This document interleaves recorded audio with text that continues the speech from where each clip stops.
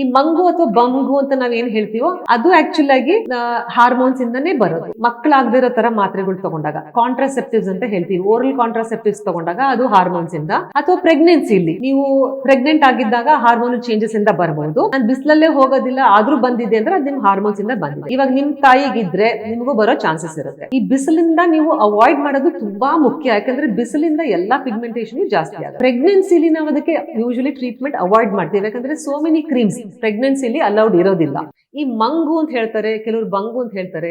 ಜನ ಅದ್ರ ಮೂಢನಂಬಿಕೆ ಏನು ಅಂತಂದ್ರೆ ಅದು ಬಂದಾಗ ಒಳ್ಳೇದಾದ್ರೆ ಹೋಗ್ಬೇಕಾದ್ರೆ ಕೆಟ್ಟದ್ದು ಅನ್ಕೋತಾರೆ, ಅಥವಾ ಬಂದಾಗ ಕೆಟ್ಟದ್ದಾಗಿದ್ರೆ ಹೋಗ್ಬೇಕಾದ್ರೆ ಒಳ್ಳೇದಾಗತ್ತೆ ಅಂತ. ಆತರ ಏನು ಇಲ್ಲ, ಅದೆಲ್ಲ ಮೂಢನಂಬಿಕೆ ಮಾತ್ರ. ಈ ಮಂಗು ಅಥವಾ ಬಂಗು ಅಂತ ನಾವ್ ಏನ್ ಹೇಳ್ತೀವೋ ಅದು ಆಕ್ಚುಲ್ ಆಗಿ ಹಾರ್ಮೋನ್ಸ್ ಇಂದಾನೇ ಬರೋದು. ಸೊ ಅದೇನಾಗುತ್ತೆ, ಯಾವ ತರ ಹಾರ್ಮೋನ್ಸ್ ಅಂದ್ರೆ ಈಗ ಮೊಡಮೆಗಳು ಶುರುವಾದಾಗ ಬರುತ್ತಲ್ಲ ಆ ತರ ಅಲ್ಲ. ಅದು ನಿಮ್ಗೆ ಹಾರ್ಮೋನ್ಸ್ ಇಂದ ಅಂದ್ರೆ ಈ ಮಕ್ಕಳಾಗದಿರೋ ತರ ಮಾತ್ರೆಗಳು ತಗೊಂಡಾಗ ಕಾಂಟ್ರಾಸೆಪ್ಟಿವ್ಸ್ ಅಂತ ಹೇಳ್ತೀವಿ, ಓರಲ್ ಕಾಂಟ್ರಾಸೆಪ್ಟಿವ್ಸ್ ತಗೊಂಡಾಗ ಅದು ಹಾರ್ಮೋನ್ಸ್ ಇಂದ, ಅಥವಾ ಪ್ರೆಗ್ನೆನ್ಸಿಲಿ ನೀವು ಪ್ರೆಗ್ನೆಂಟ್ ಆಗಿದ್ದಾಗ ಹಾರ್ಮೋನ್ ಚೇಂಜಸ್ ಇಂದ ಬರಬಹುದು, ಅಥವಾ ನಿಮ್ಗೆ ಈ ಮೆನೋಪಾಸ್ ಟೈಮ್ನಲ್ಲಿ ನೀವು ಹೊರಗಡೆ ಆಗೋದು ನಿಲ್ಲೋ ಟೈಮ್ನಲ್ಲಿ, ಮುಟ್ಟು ನಿಲ್ಲೋ ಟೈಮ್ನಲ್ಲಿ ಆ ತರ ಬರಬಹುದು. ಈ ಮೆಲಾಸ್ಮಾ ಅಥವಾ ನಾವು ಮಂಗು ಅಥವಾ ಬಂಗು ಅಂತ ಹೇಳ್ತೀವಿ, ಮೆಲಾಸ್ಮಾ ಅಂತ ಹೇಳ್ತಾರೆ, ಕ್ಲೋಯಾಸ್ಮಾ ಅಂತ ಹೇಳ್ತಾರೆ, ಅದಕ್ಕೆ ಈ ತರ ತುಂಬಾ ಕಾರಣಗಳು ಇರುತ್ತೆ ಶುರು ಆಗೋದಕ್ಕೆ. ಅದು ಬಿಸಿಲಲ್ಲಿ ಹೋದಾಗ ಜಾಸ್ತಿ ಆಗೋ ಚಾನ್ಸಸ್ ಇರುತ್ತೆ. ಯಾಕೆಂದ್ರೆ ಅದೆಲ್ಲ ಪಿಗ್ಮೆಂಟೇಷನ್ ಸನ್ ಎಕ್ಸ್ಪೋಜರ್ ಇಂದ ಜಾಸ್ತಿ ವರ್ಸ್ ಆಗುತ್ತೆ. ನಾನು ಬಿಸಿಲಲ್ಲೇ ಹೋಗೋದಿಲ್ಲ ಆದ್ರೂ ಬಂದಿದೆ ಅಂದ್ರೆ ಅದು ನಿಮ್ ಹಾರ್ಮೋನ್ಸ್ ಇಂದ ಬಂದಿದೆ. Can be genetic. ಇವಾಗ ನಿಮ್ ತಾಯಿಗಿದ್ರೆ ನಿಮಗೂ ಬರೋ ಚಾನ್ಸಸ್ ಇರುತ್ತೆ. ತುಂಬಾ ಬೆಳ್ಳಗಿರೋರ್ಗು ಬರೋ ಚಾನ್ಸಸ್ ಇರುತ್ತೆ. ತುಂಬಾ ಬೆಳ್ಳಗೆ ಇಲ್ಲ ಅಂದ್ರೂ ಮೆಲಾಸ್ಮಾ ಅಥವಾ ಈ ಮಂಗು ಅಂತ ಹೇಳ್ತೀವಿ ಅದು ಬರೋ ಚಾನ್ಸಸ್ ಇರುತ್ತೆ. ಅದು ಬೇರೆ ಬೇರೆ ತರ ಡಿಸ್ಟ್ರಿಬ್ಯೂಷನ್ ಇರುತ್ತೆ. ಯೂಶಲಿ ಬಟರ್ಫ್ಲೈ ಡಿಸ್ಟ್ರಿಬ್ಯೂಷನ್ ಅಂತ ಹೇಳ್ತೀವಿ, ಮೂಗ್ ಮೇಲೆ ಕೆನ್ನೆ ಮೇಲೆ ಹೀಗ್ ಬರುತ್ತೆ, ಅದು ಕಾಮನೆಸ್ಟ್ ಟೈಪ್. ಸೆಂಟ್ರಲ್ ಫೇಸ್ ಅಂತ ಹೇಳ್ತೀವಿ, ಒಂದೊಂದ್ಸಲ ಹಣೆ ಮೇಲೆ ಸೈಡ್ಸ್ ಅಲ್ಲೆಲ್ಲ ಬರುತ್ತೆ, ಮುಖದ ಮೇಲೆ ಫುಲ್ಲು.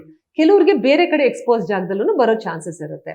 ಅದು ಮುಂಚೆ ಎಲ್ಲ ನಮ್ಗೆ ಅದಕ್ಕೆ ಟ್ರೀಟ್ಮೆಂಟೇ ಇರಲಿಲ್ಲ. ಇವಾಗ ಈ ಮಂಗು ಅಥವಾ ಬಂಗು ಅಂತ ಏನ್ ಹೇಳ್ತೀವೋ ಅದಕ್ಕೆ ಟ್ರೀಟ್ಮೆಂಟ್ ಇದೆ. ಏನು ಅಂದ್ರೆ ಸನ್ ಪ್ರೊಟೆಕ್ಷನ್. ಈ ಬಿಸಿಲಿಂದ ನೀವು ಅವಾಯ್ಡ್ ಮಾಡೋದು ತುಂಬಾ ಮುಖ್ಯ, ಯಾಕಂದ್ರೆ ಬಿಸಿಲಿಂದ ಎಲ್ಲಾ ಪಿಗ್ಮೆಂಟೇಷನ್ ಜಾಸ್ತಿ ಆಗುತ್ತೆ. ಸೊ ಸನ್ಸ್ಕ್ರೀನ್ಸ್ ಹಚ್ಕೊಂಡ್ರೆ ನಿಮ್ಗೆ ಅರ್ಧ ಟ್ರೀಟ್ಮೆಂಟ್ ಅದರಲ್ಲಿ ಆಯ್ತು, ಅದು ಜಾಸ್ತಿ ಆಗೋದಿಲ್ಲ. ಅದ್ರ ಜೊತೆಯಲ್ಲಿ ನಾವು ಕ್ರೀಮ್ಸ್ ಕೊಡ್ತೀವಿ ಅದನ್ನ ಲೈಟ್ ಆಗೋದಕ್ಕೆ, ಅಥವಾ ಓರಲ್ ಟ್ಯಾಬ್ಲೆಟ್ಸ್ ಕೊಡ್ತೀವಿ. ಅದೆಲ್ಲ most of the time antioxidants ಅಂತ ಹೇಳ್ತೀವಿ. ಈ ತರ ಟ್ಯಾಬ್ಲೆಟ್ಸ್ ತಗೊಂಡು ಕ್ರೀಮ್ಸ್ ಹಚ್ಕೊಂಡು ಸನ್ ಪ್ರೊಟೆಕ್ಷನ್ ಮಾಡ್ಕೊಂಡ್ರೆ ನಿಮ್ಗೆ ಬಂಗು ಅಥವಾ ಮಂಗು ಟ್ರೀಟ್ಮೆಂಟ್ ಇರುತ್ತೆ. ಅದರಲ್ಲೂ ಡಿಫ್ರೆಂಟ್ ಲೇಯರ್ಸ್ ಅಲ್ಲಿ ಇರುತ್ತೆ. ಇದು ಸ್ಕಿನ್ ಅಲ್ಲಿ ಮೇಲ್ಗಡೆ ಸೂಪರ್ಫಿಷಿಯಲ್ ಲೇಯರ್ಸ್, ಅಥವಾ ನೆಕ್ಸ್ಟ್ ಲೇಯರ್, ಅಥವಾ ಡೀಪರ್ ಲೇಯರ್ ಅಂತ. ಅದನ್ನ ಡಾಕ್ಟರ್ ಹತ್ರ ಹೋದ್ರೆ ಅವ್ರಿಗೆ ಗೊತ್ತಾಗುತ್ತೆ ಯಾವ ಲೇಯರ್ ಅಲ್ಲಿ ಇದೆ ಅಂತ. ಮೇಲ್ ಲೇಯರ್ಸ್ ಅಲ್ಲಿ ಇದ್ರೆ ಅದನ್ನ ಟ್ರೀಟ್ ಮಾಡೋದು ತುಂಬಾ ಈಸಿ. ಡೀಪರ್ ಲೇಯರ್ಸ್ ಅಲ್ಲಿ ಇದ್ರೆ ಕಷ್ಟ ಆಗುತ್ತೆ. ಆವಾಗ ನಾವು ಏನ್ ಮಾಡ್ತೀವಿ, ನಿಮ್ಗೆ ಹಚ್ಕೊಳಕ್ ಕೊಡೋ ಕ್ರೀಮು ಮಾತ್ರೆ ಕೊಡೋದು ಸನ್ ಪ್ರೊಟೆಕ್ಷನ್ ಜೊತೆಯಲ್ಲಿ ನಾವು ಬೇರೆ ಪ್ರೊಸೀಜರ್ಸ್ ಮಾಡ್ತೀವಿ. ಕೆಮಿಕಲ್ ಪೀಲಿಂಗ್ ಅಂತ ಮಾಡ್ತೀವಿ, ಲೇಸರ್ಸ್ ಅಂತ ಮಾಡ್ತೀವಿ. ಹಿಂಗೆಲ್ಲ ಟ್ರೀಟ್ ಮಾಡಿದಾಗ ನಿಮ್ಗೆ ಅದು ಡೆಫಿನೆಟ್ಲಿ ಬೆಟರ್ ಆಗುತ್ತೆ. ಬಟ್ ಅದು ಮೇಂಟೆನೆನ್ಸ್ ಬೇಕಾಗತ್ತೆ. ಈಗ ಸಪೋಸ್ ನಿಮ್ಗೆ ಮೊದಲನೇ ಪ್ರೆಗ್ನೆನ್ಸಿಲಿ ಬಂದಿದ್ರೆ ಅದು ಎರಡನೇ ಪ್ರೆಗ್ನೆನ್ಸಿಲೂ ಬರೋ ಚಾನ್ಸಸ್ ಇರುತ್ತೆ.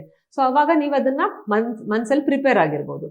ಪ್ರೆಗ್ನೆನ್ಸಿಲಿ ನಾವು ಅದಕ್ಕೆ ಯೂಶಲಿ ಟ್ರೀಟ್ಮೆಂಟ್ ಅವಾಯ್ಡ್ ಮಾಡ್ತೀವಿ, ಯಾಕಂದ್ರೆ ಸೋ ಮೆನಿ ಕ್ರೀಮ್ಸ್ ಪ್ರೆಗ್ನೆನ್ಸಿಲಿ ಅಲೌಡ್ ಇರೋದಿಲ್ಲ. ಸ್ಟೀರಾಯ್ಡ್ ಕ್ರೀಮ್ಸ್ ಕೊಡೋಕ್ಕಾಗೋದಿಲ್ಲ, ಈ ಬ್ಲೀಚಿಂಗ್ ಏಜೆಂಟ್ಸ್ ಕೊಡೋಕ್ಕಾಗೋದಿಲ್ಲ. ಆ ಥರ ನೋಡಿಕೊಂಡು ನಿಮ್ ಪ್ರೆಗ್ನೆನ್ಸಿಲಿ ಏನು ಸೇಫ್ ಆಗಿದೆಯೋ ಕೊಡ್ತೀವಿ. ಪ್ರೆಗ್ನೆನ್ಸಿಲಿ ಎಲ್ಲಾ ಪಿಗ್ಮೆಂಟೇಷನ್ ಜಾಸ್ತಿ ಆಗುತ್ತೆ ಅಂತ ಹೇಳ್ತೀವಿ. ಈ ಮಂಗು ಬಂಗು ಡೆಫಿನೆಟ್ ಆಗಿ ಅವಾಗ ಶುರು ಆಗುತ್ತೆ ಅಥವಾ ವರ್ಸ್ ಆಗುತ್ತೆ. ಸೊ ಇದಕ್ಕೆ ಡೆಫಿನೆಟ್ಲಿ ನೀವು ಡಾಕ್ಟರ್ ಹತ್ರ ಹೋದ್ರೆ ಟ್ರೀಟ್ಮೆಂಟ್ ಇದ್ದೇ ಇದೆ. ಯಾರಾಗ್ತಾರೆ ಎಂಎಲ್ಎ ಅಭ್ಯರ್ಥಿ 2028? ಶೀಘ್ರದಲ್ಲೇ ಪ್ರತಿದಿನ ಒಂದೊಂದು ಕ್ಷೇತ್ರದ ಟಿಕೆಟ್ ಆಕಾಂಕ್ಷಿಗಳ ಸಂಪೂರ್ಣ ಮಾಹಿತಿ ಪೊಲಿಟಿಕಲ್ ಜರ್ನಲಿಸ್ಟ್ KM ಶಿವಕುಮಾರ್ ಅವರಿಂದ.